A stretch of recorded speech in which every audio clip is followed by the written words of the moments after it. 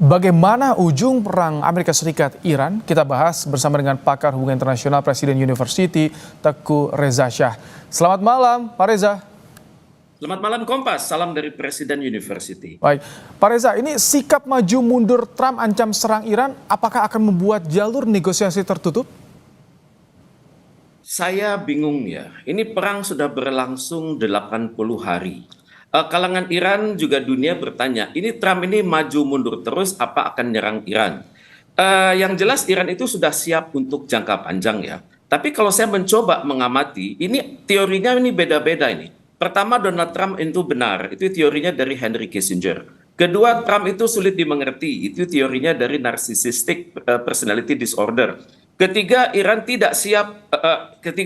Amerika Serikat tidak siap menyerang Iran. Ini teorinya dari Sun Tzu. Ini saya pikir ujung-ujungnya harus Trump sendiri yang menjawab bagaimana dia gitu. Kalau saya melihat dari Henry Kissinger ya, itu teorinya mengatakan foreign policy begins at home ya. Memang harus dalam negeri Amerika Serikat saat ini sedang bermasalah. Misalnya masyarakat mempertanyakan MAGA. Kemudian juga stabilitas domestik dalam negeri Amerika Serikat juga sedang kacau balau. Misalnya kita perhatikan bahwa opini publik terhadap Donald Trump itu turun bahkan sampai 30%. Kemudian juga dukungan masyarakat, terutama kalau sudah berbicara soal pekerjaan, itu turun sampai 60%. Kemudian juga kalau kita perhatikan demonstrasi itu sudah luar biasa, statementnya sudah no king. Kemudian juga kalau kita lihat Maret 26 dulu, rally ini sudah sampai ke seluruh negara bagian. Kemudian kalau kita lihat juga di May Day demonstration, itu sudah kata-kata boykot.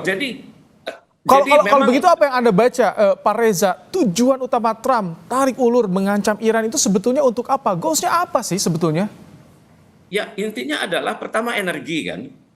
Dia itu sadar kalau bahwa dia sudah mengunci energi dari Venezuela.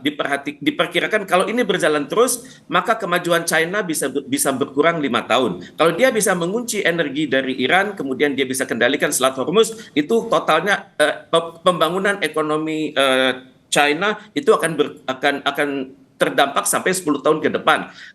Ini yang dia khawatirkan bahwa saat ini Make America Great Again itu sudah kalang kabut karena dia melihat betapa China itu luar biasa. Kita perhatikan kemarin pada saat pertemuan antara Xi Jinping dengan Donald Trump itu kan tidak ada joint communique. Kemudian janji pembelian pesawat dalam jumlah besar tidak tercapai. Targetnya 500, ternyata 200 itu juga belum ditandatangani. Kemudian juga pada saat berbicara dengan China, Trump itu terkagum sebenarnya mendapat informasi bahwa penguasaan China atas multipolarisme itu sudah demikian jelas. Kemudian China sekali memiliki kerjasama internasional lewat berbagai proyek namanya Belt and Road Initiative. Kemudian juga Amerika Serikat sebenarnya menyimpan aspirasi bahwa ini bukanlah perang dia sendiri, tapi adalah perang untuk Israel. Ini yang dikritik oleh Pak Reza, Amerika Serikat. Iran tampaknya tak takut dengan ancaman dari Donald Trump, dengan ancaman dari Amerika Serikat. Apakah ketidaktakutan Iran ini dibaca tidak oleh Amerika Serikat? Seseorang yang mengidap NPD atau narcissistic personality disorder itu memiliki ego yang luar biasa, berani mengambil resiko yang berlebihan, tidak peka terhadap masukan, dan juga dia memerlukan validasi. Dia menolak apa yang dibilang oleh para jenderal-jenderalnya. Misalnya Jenderal Navy Admiral William McRaven sudah bilang, ini Donald Trump ini mempermalukan saya di hadapan keluarga saya sendiri, anak-anak saya sendiri. Juga juga jenderal-jenderal yang lain seperti Jenderal Mattis, Jenderal Mark Esper, Jenderal John Kelly, Jenderal McMaster, semuanya itu mengatakan dia ini nggak fit untuk memimpin kita begitu. Dan juga kemudian Amerika Serikat ini tidak mendengar apa yang dikatakan oleh jenderal-jenderalnya sendiri. Dan kalau menurut Sun Tzu, sebenarnya Amerika Serikat itu tidak siap untuk perang jangka panjang. Kemudian Amerika Serikat itu tidak bisa mengelola energi dari dalam dan luar negerinya, terutama dukungan NATO terutama sekali, dan juga dia tidak sanggup mengacak-ngacak Iran, dan juga dia tidak bisa memanfaatkan lingkungan internasional. Jadi ini sebenarnya Pak Reza, tapi kalau dengan kondisi, dengan karakter Donald Trump seperti tadi yang Anda sampaikan, jika melihat Iran bergeming, sama sekali tak atau abaikan kesepakatan, apakah artinya AS akan kembali menyerang Iran dalam 2-3 hari ke depan? Kalau saya perhatikan skenario dari Sledgehammer, tampaknya begitu kan.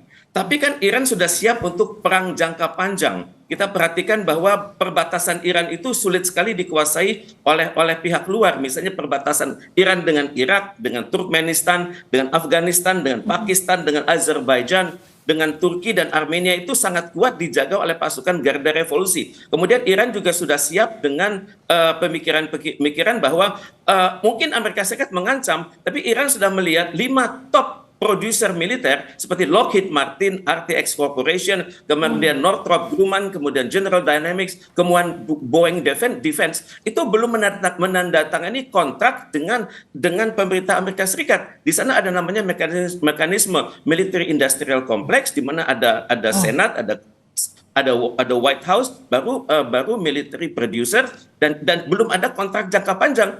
Sementara Iran melihat bahwa stok pertahanan yang ada saat ini sudah menipis, di mana kalau Iran katakan saya sebenarnya menembakkan peluru kendali, tapi pada saat yang sama juga saya memproduksi peluru kendali, dan Iran tampaknya melihat bahwa Amerika ini hanya kuat bicara, belum tentu dia siap untuk perang jangka panjang, dan untuk itu Iran mengatakan saya masih memiliki senjata-senjata rahasia yang belum saya keluarkan, dan itu sudah dijamin oleh Putin bahwa Iran memiliki sesuatu yang bukan nuklir tapi bisa memporak-porandakan target-target Iran tersebut. Itu peluru kendali pendek, menengah maupun panjang. Pak Reza, apakah ini bisa diperkirakan, diprediksi ke depannya pada akhirnya Amerika Serikat akan membiarkan Iran mengembangkan nuklirnya dengan banyaknya tekanan yang muncul kepada AS dan juga Donald Trump? Ini adalah yang akan dibahas ya. Amerika Serikat terus menekan, Amerika Serikat terus memegang isu. Memang dalam perundingan nanti, kalau perundingan ini terjadi, maka isu nuklir dan isu Hormuz akan menjadi akan menjadi dialog yang sangat melelahkan kedua negara. Tapi tentunya Iran berpikir kami sudah mengikuti perjanjian Nuclear Non-Proliferation Treaty, dan kami senantiasa menyetujui yang namanya International Atomic Energy Agency, dan kami taat untuk itu. Dan untuk itu tentunya Iran kita harapkan akan ada ahli-ahli nuklir dunia dan juga ahli-ahli hukum internasional untuk benar-benar menguji berapa sih saat ini tingkat penguasaan uranium yang diperkaya oleh Iran, yang dimiliki oleh Iran saat ini, sehingga dapat dikatakan kekhawatiran Amerika Serikat itu berlebihan karena kalau kita mengikuti statement dari para ayatollah dulu sampai sekarang, itu haram bagi Iran untuk memiliki senjata nuklir. Jadi ini yang diplomasi publik ini yang Iran terlambat lakukan kepada dunia. Jadi tampaknya Amerika Serikat akan jalan tengahnya adalah Amerika Serikat tunduk bukan pada Iran tapi pada International Atomic Energy Agency yang memiliki alat ukur sangat tegas. Oke, terima kasih Pakar Hubungan Internasional Presiden University Teuku Reza Shah untuk ulasannya di program Kompas Malam hari ini.